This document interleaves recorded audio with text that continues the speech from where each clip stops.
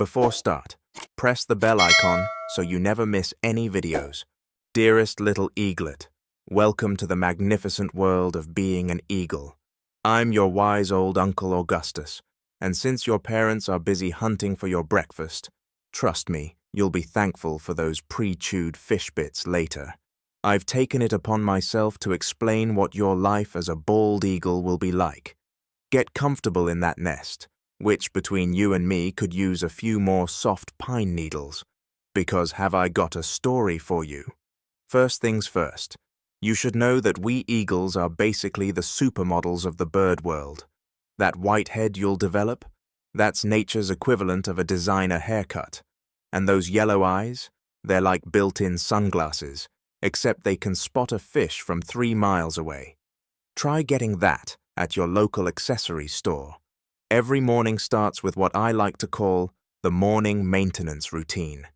You'll learn to preen those feathers until they're absolutely perfect. Think of it as your morning shower, except instead of shampoo, you'll use your beak. And unlike those scruffy vultures, no offense to Cousin Victor, we take pride in our appearance. Your wingspan will eventually reach about 7.5 feet. That's wider than 3 raccoons standing nose to tail.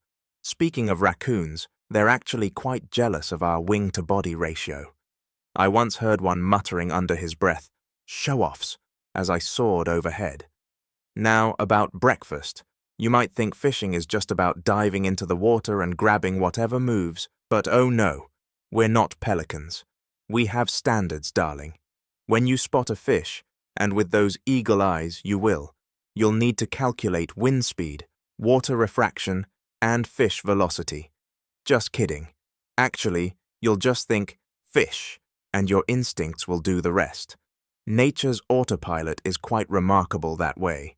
I once did a spectacular dive, came up with what I thought was a prize salmon, and it turned out to be a floating piece of driftwood. The seagulls never let me live that down. But remember, if anyone's watching, just pretend you were doing a practice dive. Style is everything. After breakfast comes territory patrol.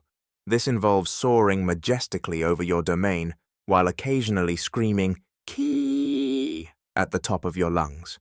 It's partly to warn off intruders, but mostly because it sounds awesome. Think of it as posting a status update on nature's social network. There's always that one osprey who thinks they can build a nest in your territory. Spoiler alert, they can't. You'll learn to perfect what I call the eagle glare of doom.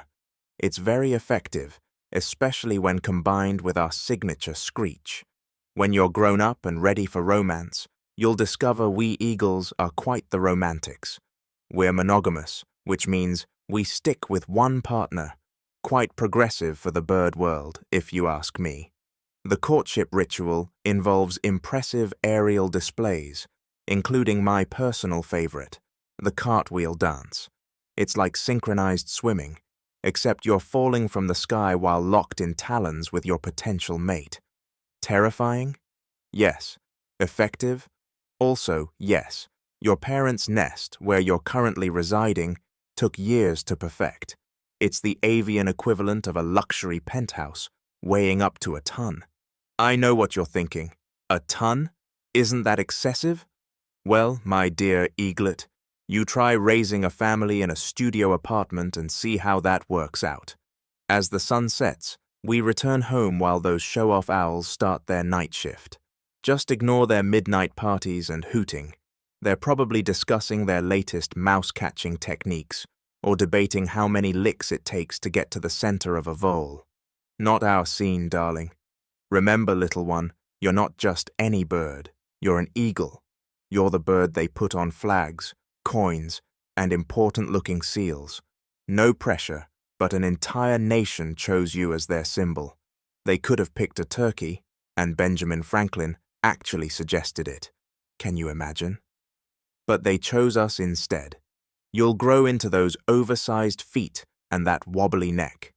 Soon enough, you'll be soaring through the clouds, diving for fish, and making other birds jealous, just like the rest of us.